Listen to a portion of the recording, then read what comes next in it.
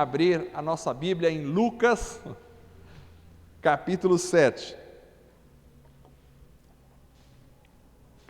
Vamos ler a partir do verso de número 1.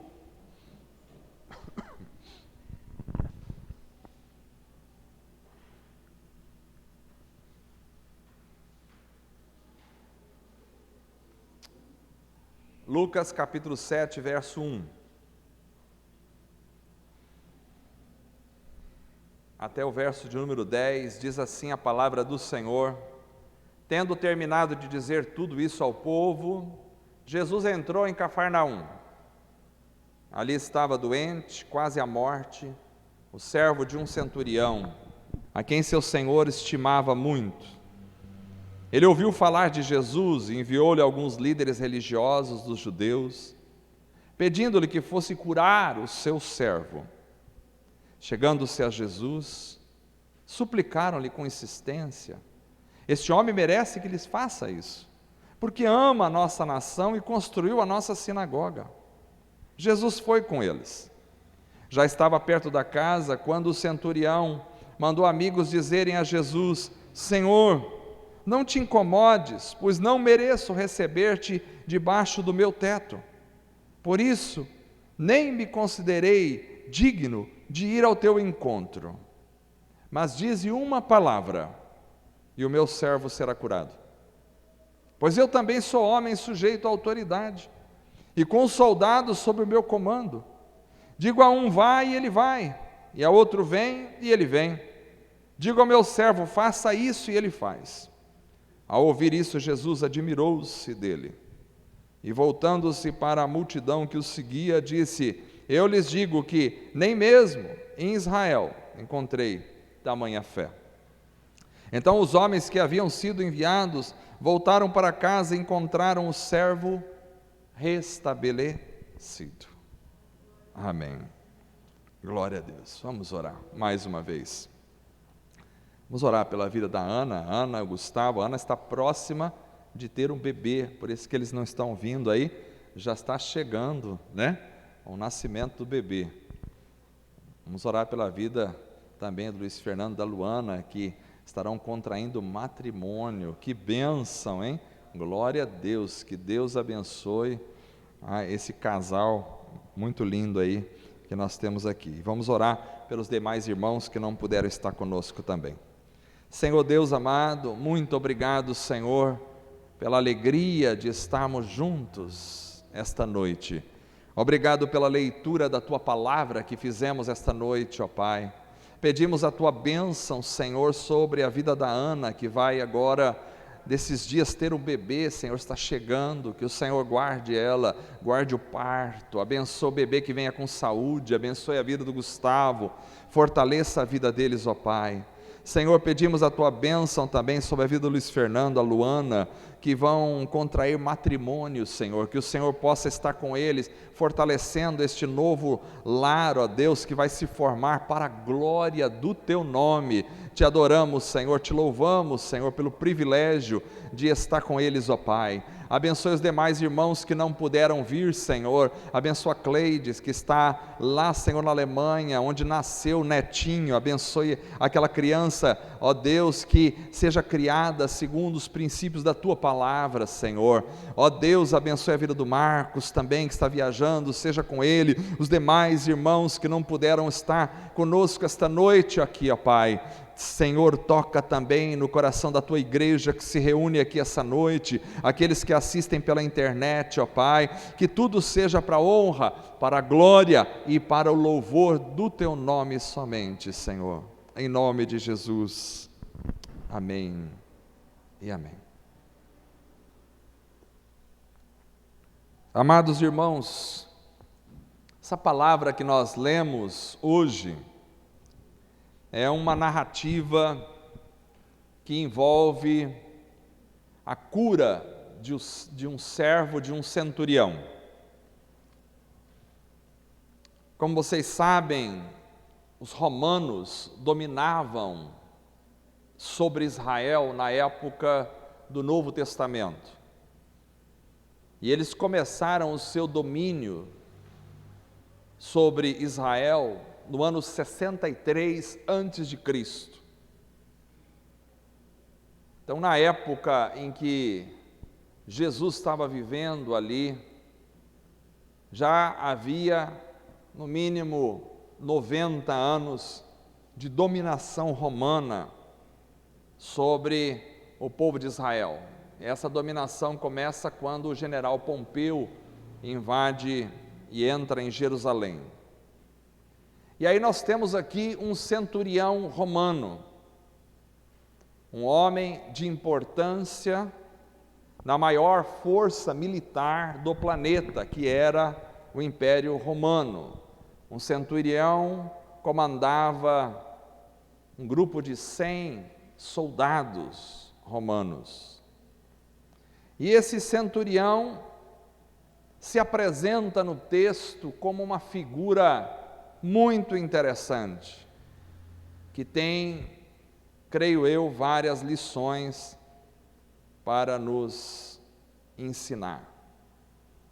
Algumas coisas existem neste texto que são singulares, e eu já tirei várias coisas desse texto, inclusive eu preguei esse mesmo texto lá no Copom em São Paulo, mas agora esta tarde, estava pensando nesse texto e veio uma mensagem diferente daquela que eu preguei lá para trazer à igreja aqui. Então eu quero falar sobre 3 olhares que nós precisamos ter na vida para mantermos uma vida espiritual de qualidade e saudável. 3 olhares que nós precisamos ter na vida para manter uma vida espiritual saudável e de qualidade. Vocês sabem a história que nós lemos. Havia um servo deste centurião que estava à beira da morte. E ele morava em Cafarnaum. E Jesus entrou em Cafarnaum, e quando o centurião ficou sabendo que Jesus entrou em Cafarnaum, ele pediu aos líderes religiosos que fossem lá e falassem para Jesus vir, porque o servo dele estava morrendo. E eles foram falar com Jesus, e Jesus diz, e em Mateus, ele diz assim, Jesus falou, eu irei e lhe darei saúde, no relato de Mateus. Nós lemos Lucas. Então Jesus se dispõe a ir para dar saúde ao servo daquele centurião. Mas quando vai chegando perto da casa, o centurião se sente, me parece que incomodado com a situação, porque ele percebe que o Criador do universo, o Rei dos Reis, Senhor dos Senhores, está para entrar em sua casa. Imagina, nós como vamos receber uma visita, a gente quer colocar uma toalha diferente no banheiro, a gente quer limpar, ver se a mesa está organizada, a gente corre para ver se a cozinha está certa, se o banheiro está em ordem, se os quartos estão organizados, porque afinal de contas vai vir uma visita. Agora imagine vocês receber Deus dentro de casa, o Criador em carne entrar dentro da sua casa. Então, eu não sei se a mulher do centurião entrou em pânico, alguma coisa assim, mas ele ficou incomodado com aquela situação e ele disse, mandou outros correrem até Jesus, alguns amigos, e dizer, Senhor, eu não sou digno de que o Senhor entre debaixo do meu teto. Tanto é que eu nem fui falar com o Senhor, porque não sou digno nem de chegar diante do Senhor. Que maravilha! Mas dize uma palavra, e o meu servo vai ficar bom. Uma palavra. E Jesus disse, eu nunca vi fé, nem mesmo em Israel, desse jeito. E diz o texto que Jesus se admirou da fé daquele homem. Algumas vezes na Bíblia, você vai ver Jesus se admirando da fé das pessoas. Eu acho que é bom a gente notar essas vezes. Eu acho que é bom a gente olhar para essas pessoas de alguma forma. Jesus se admirou e disse: nem mesmo em Israel eu vi tanta fé. E diz o texto que simplesmente os homens voltaram e o servo estava curado quando eles chegaram em casa. Aqui nesse texto eu percebo que este homem tinha 3 olhares que todos nós precisamos. Todos nós precisamos manter esses 3 olhares ativos na nossa vida. Primeiro olhar é o olhar em direção ao próximo. Este é o primeiro olhar. É o olhar em direção ao outro. Esse olhar, via de regra, ele é um pouco difícil, porque ele tem que notar a necessidade do outro. Isso é tudo bem, a gente nota a necessidade do outro, mas eu digo que é difícil porque geralmente nós estamos tão preocupados com as nossas próprias necessidades, porque a gente tem um monte de necessidades, quer seja de um tipo ou de outro tipo, quer seja do âmbito social, emocional, quer seja no âmbito financeiro, quer seja no âmbito da saúde, todos nós temos, quer seja no âmbito familiar, quer seja no âmbito do trabalho, todos nós temos uma série de necessidades. E isso às vezes faz com que a gente não consiga olhar para a necessidade do outro. E se olha em segunda instância, porque imaginem vocês que vocês tivessem a oportunidade de falar pessoalmente com Jesus em carne. Jesus está chegando na sua cidade e vocês tivessem a oportunidade de abordar Jesus e fazer um pedido para Ele. O que vocês pediriam?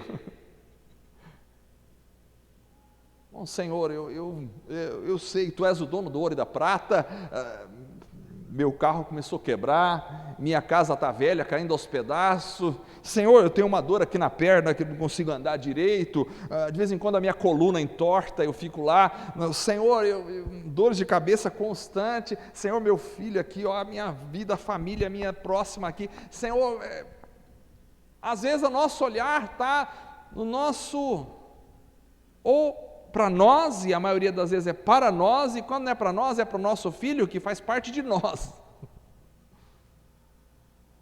É difícil ter um olhar para o outro.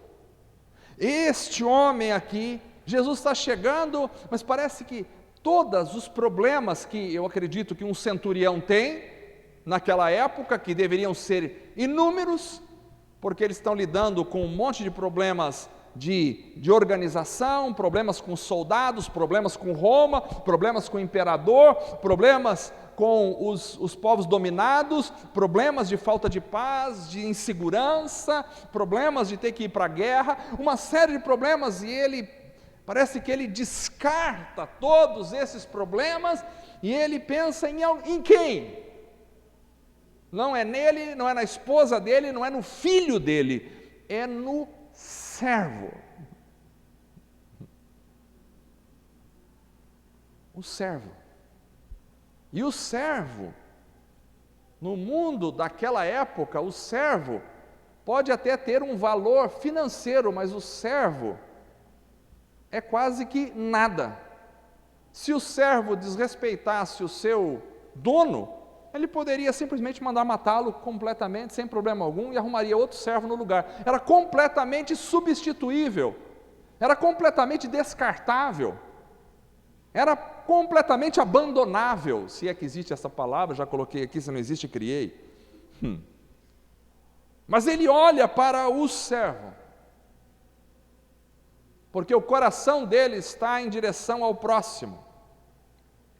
Ele era alguém importante da sociedade, ele deveria ter muitas dificuldades e necessidades, e geralmente a gente sempre vê o quanto a gente precisa, o quanto a gente está sofrendo, o quanto a gente tem necessidade de ajuda, o quanto a gente está em falta, o quanto está faltando na nossa despensa, o quanto a gente não tem. Mas aqui nós temos alguém que consegue tirar o foco das suas próprias demandas para olhar para o outro. O texto diz que o servo desse centurião estava à morte, mas tinha uma coisa: este servo era amado. Ele era amado, era estimado pelo centurião. E esse homem tinha tantas coisas para se preocupar, tantos problemas que deveriam lhe atingir, mas ele está olhando para o servo. Ele é um homem que está acostumado com a guerra, está acostumado com ver pessoas morrendo a todos os instantes ao seu lado, e está acostumado até mesmo na guerra, talvez, a matar pessoas. Ele é um centurião do exército romano.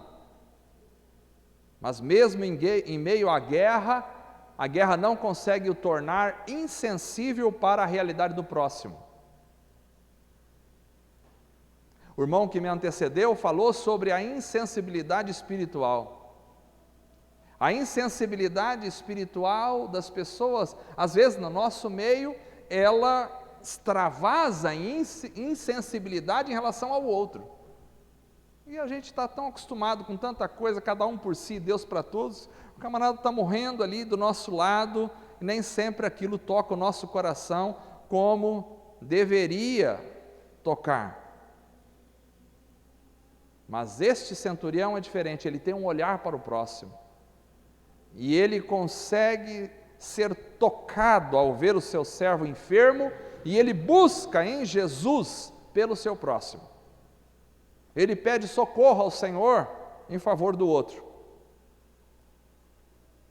Eu fico esmagado com essa mensagem, porque muitas vezes a grande parcela da minha oração é relacionada a mim e aos meus problemas.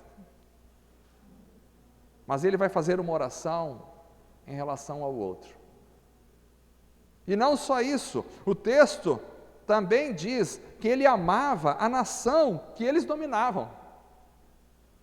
Ele era um empregado de Roma, ele era obrigado a fazer aquilo, mas ele amava a nação que Roma dominava.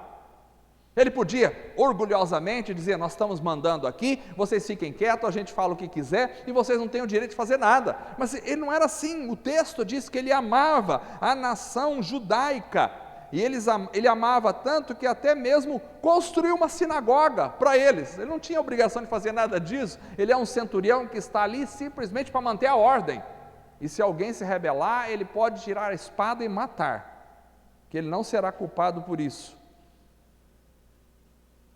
Este homem nos ensina a olhar para o próximo e interceder pelo próximo. É alguém com um olhar que se desloca de suas próprias realidades, de suas próprias demandas, para as necessidades do outro. Eu penso que o olhar em direção ao próximo é o que nós precisamos. Mas para que isso aconteça, a gente precisa tirar os olhos das nossas próprias necessidades. E quando olhamos para o outro, isso vai produzir em nós amor e compaixão e ação em direção ao outro. Então, primeiro olhar que todo mundo precisa cultivar, esses olhares são como plantas cultiváveis. Você precisa regar todos os dias. Você precisa cuidar dela todos os dias. Você precisa dar atenção a ele todos os dias, senão ele morre dentro de você. Todos nós precisamos cultivar o olhar para o outro. Não é fácil, mas nós precisamos. Porém, não é só esse olhar. Porque se eu olhar só para o outro, eu posso construir uma agência beneficente na minha vida. Eu posso construir uma ONG e fazer disso um assistencialismo, uma assistência social para o outro, mas ainda não está correto. Porque precisa haver um equilíbrio entre esses três olhares. São como um tripé formado para dar saúde à vida espiritual. Se eu só olhar para o outro, eu posso correr o risco de me tornar um líder de uma ONG, mas mesmo assim não ter vida espiritual. Primeiro, olhar para o outro. Segundo, eu preciso cultivar um olhar em direção a mim mesmo. Primeiro, olhar para o outro, depois olhar para mim mesmo. O segundo olhar é olhar em direção a nós mesmos. Parece uma contradição com o que nós acabamos de dizer, porque dizemos que nós devemos tirar o olhar de nós mesmos. Agora você está dizendo que nós temos que olhar para nós mesmos? Sim. Eu disse que nós precisamos tirar o olhar de nós mesmos em relação às nossas demandas, às nossas necessidades, aquilo que a gente quer. Então, que olhar nós temos que ter em direção a nós mesmos? É olhar em relação à realidade de quem nós somos. Este é um olhar que precisamos ter. Sempre olhar para quem somos. Vejam vocês, o homem era um centurião. O centurião tinha status, uma autoridade no mundo militar. Mas quando ele olhava para si mesmo, ele não via as suas patentes, ele não via as suas divisas. Quando ele olhava para si mesmo, ele via as suas limitações. Ao olhar para nós mesmos, não devemos procurar as nossas necessidades, também não devemos procurar as nossas glórias, aquilo que temos de bom, mas nós devemos, ao olhar para nós mesmos, perceber como somos limitados. Ele olha para si mesmo e percebe: eu não tenho condições de reverter o quadro deste homem. Ele era um homem acostumado a dar ordens e a sua palavra era obedecida, mas ele está diante de uma situação em que ele não dá conta. Quando a gente esquece de olhar para dentro de nós mesmos, nós começamos a achar, às vezes, que a gente dá conta de todas as situações da vida. Não, deixa comigo, deixa que eu resolvo. Uma frase que a gente tem às vezes é essa: deixa comigo, eu dou jeito nisso aí. Mas isso não é uma verdade. Em algumas coisas a gente dá jeito, coisas pequenas, mas nem tudo. Tem circunstâncias na vida em que a nossa habilidade intelectual, a nossa habilidade física, a nossa beleza, a nossa cultura, isto não vai fazer nenhuma diferença. Este homem está aqui diante de uma situação em que as patentes romanas, a autoridade que ele tem, as espadas, todo o equipamento militar, todos os soldados à sua disposição, ele poderia reunir tudo que ele tem de mais forte, mas não daria sequer uma migalha em direção ao problema daquele servo. O servo estava à beira da morte e ele não tinha como resolver. Às vezes a gente está abarrotado de planos médicos, a gente tem dinheiro na conta, a gente tem os melhores médicos nos assistindo, a gente manda buscar remédios em Nova York, na Inglaterra, a gente está bem aparentado com todas essas coisas, a gente tem cultura, a gente está bem cheio de coisas, mas de repente a gente se encontra numa situação em que absolutamente nada disso faz sequer a mínima diferença. Isso mostra a nossa limitação. Nós vamos até aqui, daqui para lá, se Deus não fizer, já era.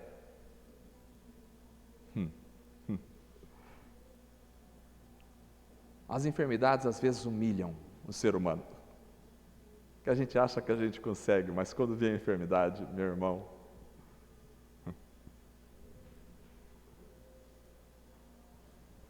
a gente precisa entender isso, olhar para dentro de si mesmo. Eu não tenho condições de reverter a situação. O nosso desafio é conseguir perceber a nossa fragilidade, as nossas incapacidades de lidar com as situações da vida. Esse homem disse: eu tenho autoridade. Eu falo a um faz, ele faz. Eu falo a outro vem, ele vem. Mas a minha autoridade não é suficiente para lidar com as circunstâncias da vida. Ela não dá conta do recado. Eu preciso de uma autoridade maior. Ele é um comandante, mas ele precisa do comandante dos comandantes. Há momentos na vida em que nós nos deparamos com a nossa limitação. E quando olhamos para nós mesmos, isso deve produzir em nós humildade. Não importa onde você estudou, não importa o quanto você tenha no banco, se você não tiver humildade, você não está olhando para dentro de si mesmo. Eu preciso olhar para o outro, e quando olho para o outro, surge no meu coração amor, compaixão e ação.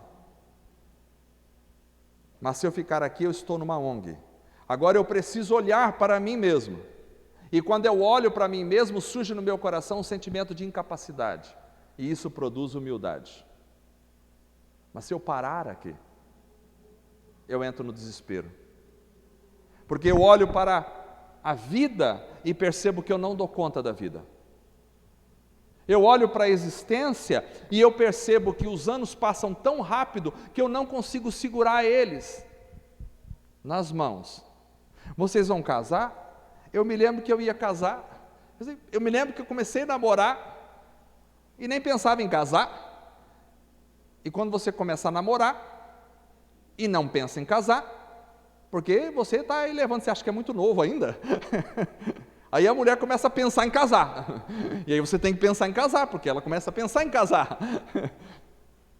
E aí você pensa em casar. E aí você acha, bom, agora vou casar, minha vida, filhos vai demorar para vir. Aí você casa. E aí daqui a pouco vem os filhos.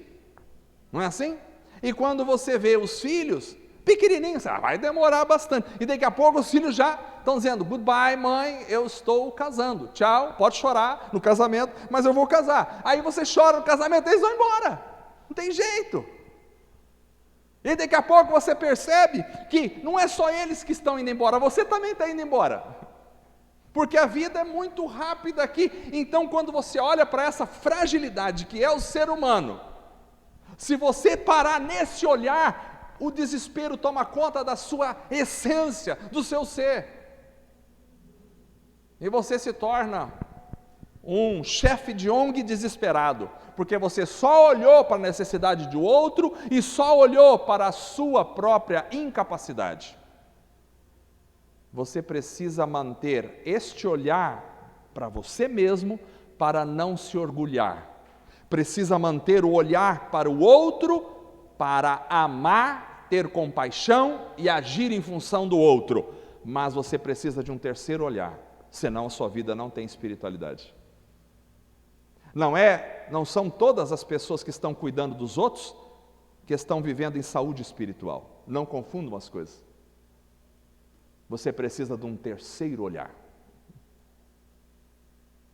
Esta mensagem, se parar aqui, não passa de uma mensagem de sociologia, mas se ela for para o próximo ponto, ela pode ser uma mensagem do céu.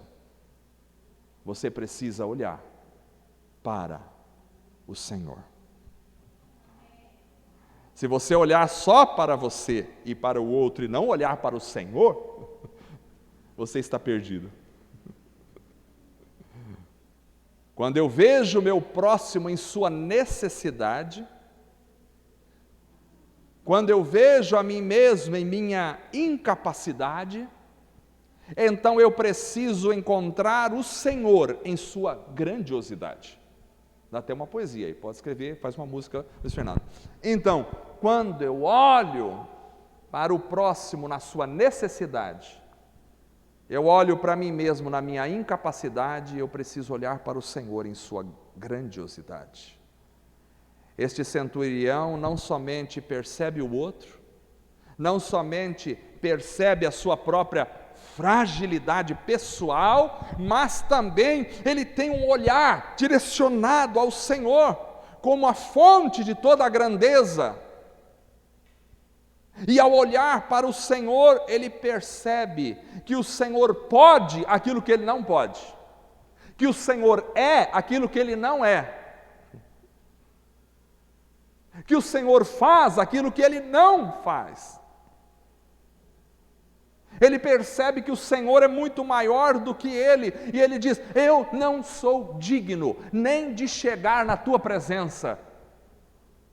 Isso não está vindo de um mendigo de rua, isso está vindo de um general, isso está vindo de um homem de patente, isso está vindo de um homem importante no mundo militar, isso está vindo de um homem que está no topo. Ele diz, eu não sou digno nem de chegar na tua presença, porque ele olhou para o Senhor.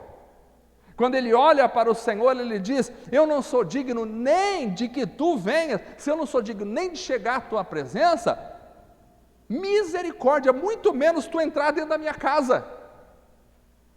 Eu não sou digno que o Senhor entre no meu teto, porque tu és o Deus, Criador dos céus e da terra. Isso me lembra de Isaías, quando Isaías tem a visão do Senhor, ele diz: ai de mim, que vou perecendo, vou morrer, porque os meus olhos viram o Rei, o Senhor dos exércitos. Ai de mim, sou um pecador miserável, que habito no meio de um povo de lábios impuros, os meus olhos viram o Rei. Ai de mim. É preciso ver o Senhor.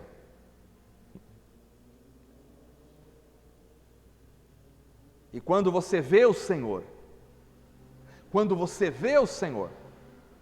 fortalece a visão de você mesmo sobre você.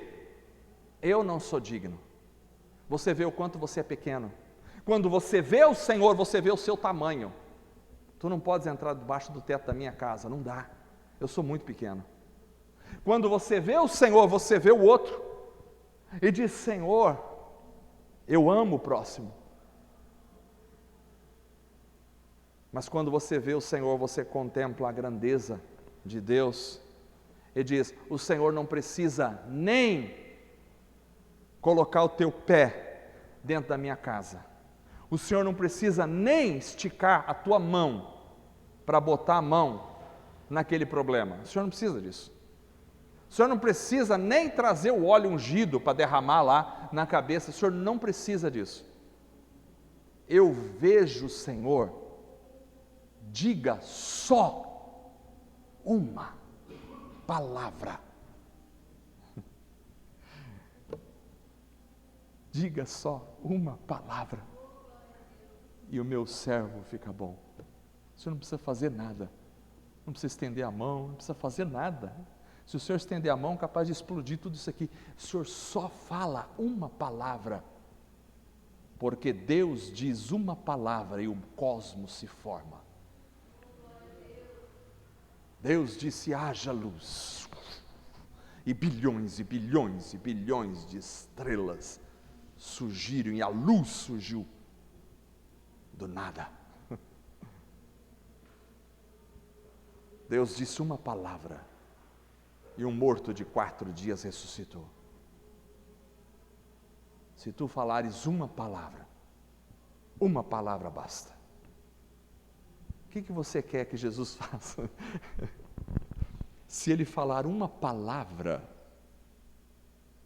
você crê na palavra, a palavra está dita. Se você crer na palavra, eu acho que às vezes a gente fica esperando, se eu ver um anjo, se pegar fogo aqui no chão, se eu ver uma fumaça, se um raio descer, se um fogo subir, se alguma coisa majestosa acontecer. Isso não é fé. A fé está apoiada naquilo que não se vê. A palavra você não vê. A gente até brinca: palavras jogadas ao vento. Palavras jogadas ao vento são a palavra dos homens. A palavra de Deus nunca é jogada ao vento. A minha palavra não voltará para mim vazia. Uma palavra, a palavra é o som. É o som do quê? É o som que sai das entranhas, do ser. É o som da profundidade de quem Ele é. A palavra é produzida dentro do seu próprio ser. Diga uma palavra e o universo se constrói. Diga uma palavra e tudo muda. Diga uma palavra e um homem ressuscita. Diga uma palavra e os mortos todos se levantam. Diga uma palavra e todo mundo é arrebatado para encontrar o Senhor nos ares. Diga uma palavra e o universo se transtorna.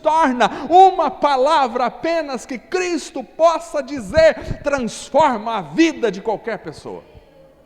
Uma palavra. Aleluia! Vocês não estão com vontade de pular? Uma palavra. Uma palavra. Basta uma palavra tua e tudo se transforma. Quando ele olha para o próximo, compaixão. Quando ele olha para si mesmo, frustração. Mas quando ele olha para Cristo, salvação. Mais uma música, escreve. Quando ele olha para o próximo, compaixão. Quando ele olha para si mesmo, frustração. Quando ele olha para Cristo, salvação. Eu estou poético hoje. Uma palavra. Compaixão, frustração e salvação são coisas que precisam acompanhar a gente a vida toda que estivermos aqui nessa terra. Se você viver sem compaixão, não expressa o amor de Deus. Se você viver sem frustração, é engolido pelo seu próprio orgulho. Se você viver sem salvação, a sua vida não serve para nada. Um tripé que tem que manter a gente de pé. A gente só fica de pé. Fisicamente, você fica de pé com 2 pés ou até com um pé só. Espiritualmente, você só fica de pé se você tiver o tripé.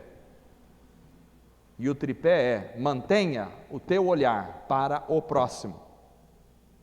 Mantenha o teu olhar para você mesmo, não esqueça a tua miséria. Mantenha o teu olhar para o Senhor, não esqueça o teu Deus. São 3 perspectivas que temos que ter na vida para avançar espiritualmente. A perspectiva sobre o próximo, as necessidades dele. Isso me mobiliza no que for útil. A perspectiva sobre mim mesmo, as minhas incapacidades. E isso me põe no chão, de joelhos, quem eu sou em minhas frustrações. A perspectiva sobre o Senhor, qual é a grandeza dele? Isso me põe nas nuvens, sentado nas regiões celestiais com o meu Senhor, como posso servi-lo e adorá-lo melhor. Não se pode contemplar o Senhor sem contemplar a sua própria fragilidade e sem amar o próximo. Eis aí a palavra do Senhor para esta noite. Vamos ficar em pé para orar ao Senhor. Você só pode se movimentar com esses 3 olhares. Oremos ao Senhor esta noite. Senhor Deus, estamos aqui, diante de Ti, Senhor, ouvimos a Tua palavra esta noite. E pedimos em nome de Jesus, Senhor, que o nosso olhar esteja em nosso próximo. Alguém que passa sem ver o próximo, não está enxergando o mundo espiritual. Ajuda-nos, a Deus, não só olhar o próximo, mas olhar para dentro de nós mesmos, as nossas misérias humanas, as nossas fragilidades, as nossas limitações, as nossas incapacidades. Sem Ti, Senhor, nós não podemos fazer nada. Por mais que tenhamos, de nós mesmos não conseguimos avançar. Mas ajuda-nos a nunca perder o foco no Senhor. É importante olhar para o Senhor e saber que Tu és o Deus misericordioso, maravilhoso, tremendo, grandioso. Basta uma palavra Tua, e toda a realidade se transformará em um piscar de olhos. Basta uma palavra. Ajuda-nos a andar para a glória do Senhor neste caminho. Em nome de Jesus. Amém. Vamos cantar.